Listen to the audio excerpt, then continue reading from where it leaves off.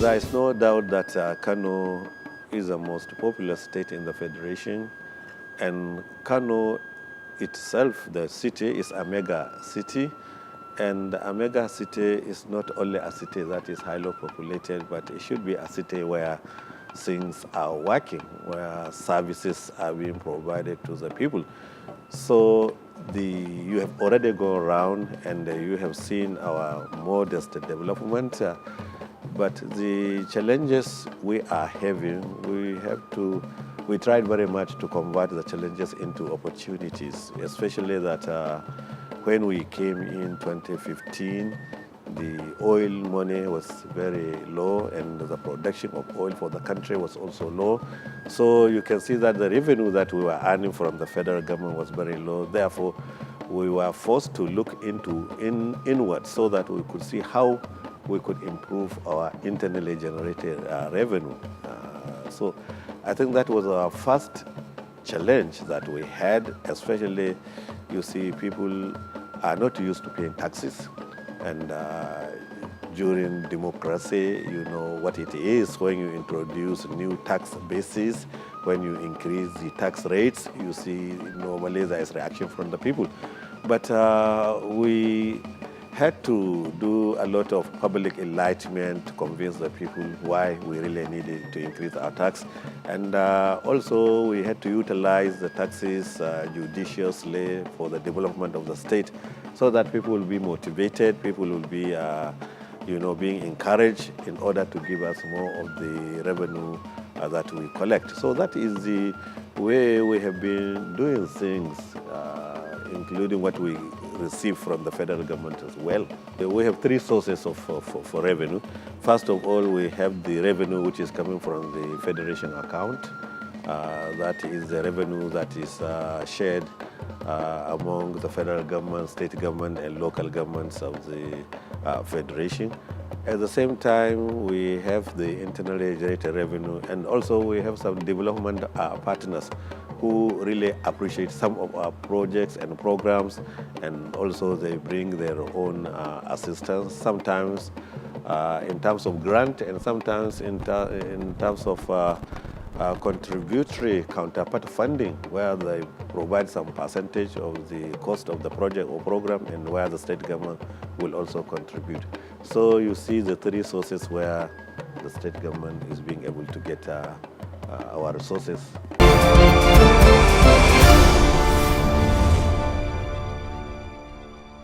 Here in Kano State, first of all, what we ensured, we made sure that there is coordination among the security agencies, the police, the civil defense, the SSS, and the military, and also the communities as well. So because we need to get information about it.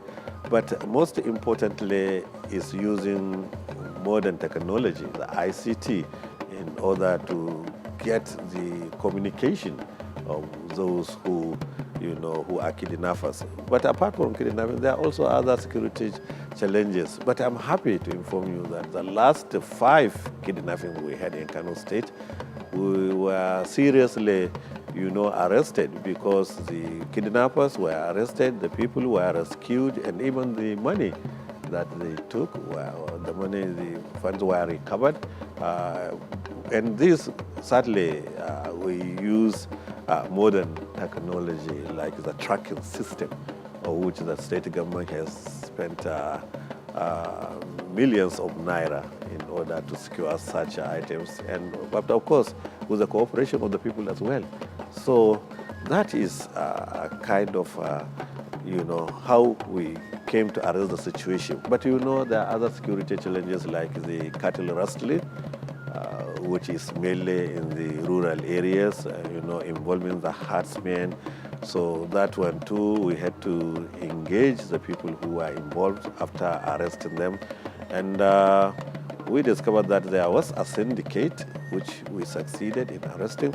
And also we had to, take charge of those forest parts of the Kano State, also to discuss with the herdsmen, because we discovered that some of the cattle restaurants are actually the sons and daughters of the herdsmen. So We had to, dialogue with them, and eventually we agreed for giving an amnesty. We agreed for, forgiving them, and also when they declared that they are born again, they would not be engaged in cattle rustling. We had to empower them so that they get a means of livelihood. Also, you see, there's the issue of Boko Haram. That one too is another serious security challenge in Kano State. I could remember before we came in, there was a time, you see, when 10 police stations were bombed by Boko Haram simultaneously at the same time. So you can see that it was a well-coordinated bombing of our police stations, and the security, the police, they had to work around the clock in order to arrest the situation. More than 200 people were killed at that time, some 5 years ago. So, but that was coming in of our new president, Muhammad Buhari, who took up the challenge very, very seriously. You can see that the Boko Haram has now been curtailed to some small portions in the northeastern part of this country. And the backclashes that we used to have here in Kano have ceased so far. And I would like to inform you that we get a lot of information from the communities, information from neighborhoods, and also the security agencies are also well coordinated. So that one too contributed to the peace and stability of the state.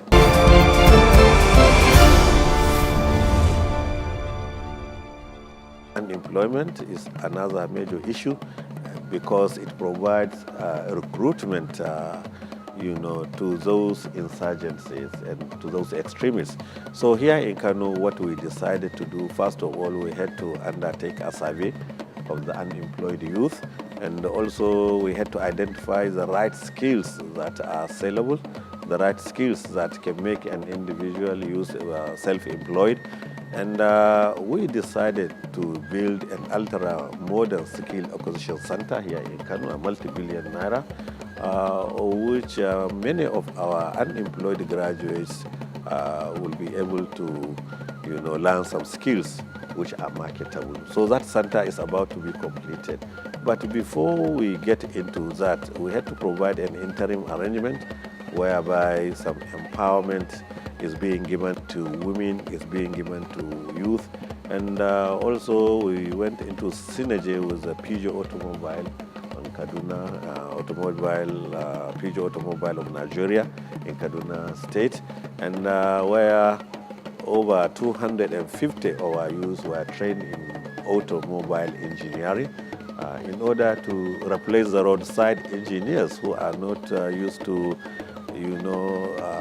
servicing of modern electronic computerized vehicles. That one too we have succeeded, and we have a data bank where those unemployed youths, we have them in our records. We can easily invite them, and also in order to ensure that all 44 local governments of the state are being involved, we conduct the exercise at the local government level, and that is how we generate the data, and that is how we are being able to examine those who really needed the skills and the empowerment. Some of them, what they require really is the capital, because already they are in a business, but the business is low, therefore they need some additional capital in order to boost, the trade that they are doing.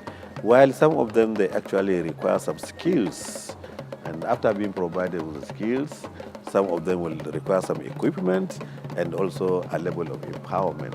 So we have taken all these categories into consideration, and we found the thing are very useful because we keep a data of those who are being empowered, and it gives us an opportunity for evaluation to find out whether the policy is working or not, and this gives us an opportunity to fine-tune what we are doing. And I believe we have succeeded because we are monitoring those who we empowered, and we have seen the impact of those who we have empowered. So it gives us a lot of encouragement.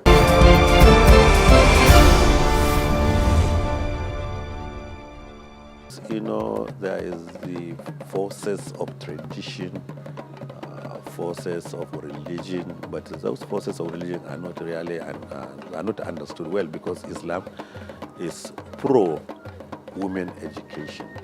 Islam does not prevent the education of women.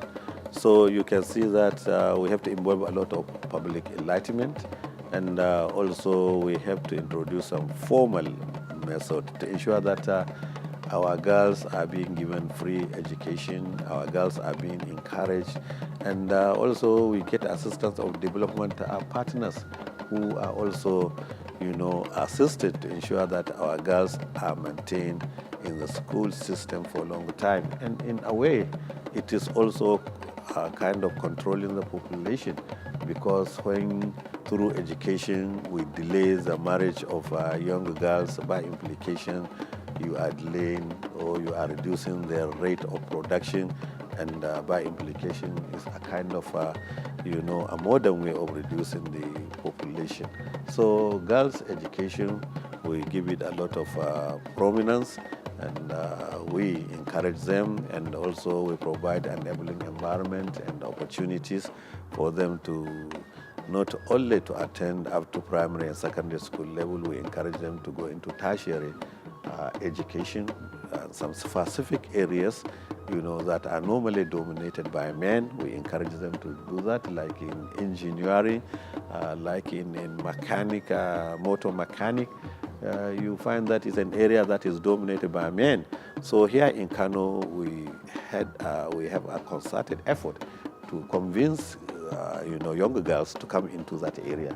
When you provide free education for them, when you provide food in the school, you find that the parents are being relieved, and they are being encouraged. And with a lot of public enlightenment,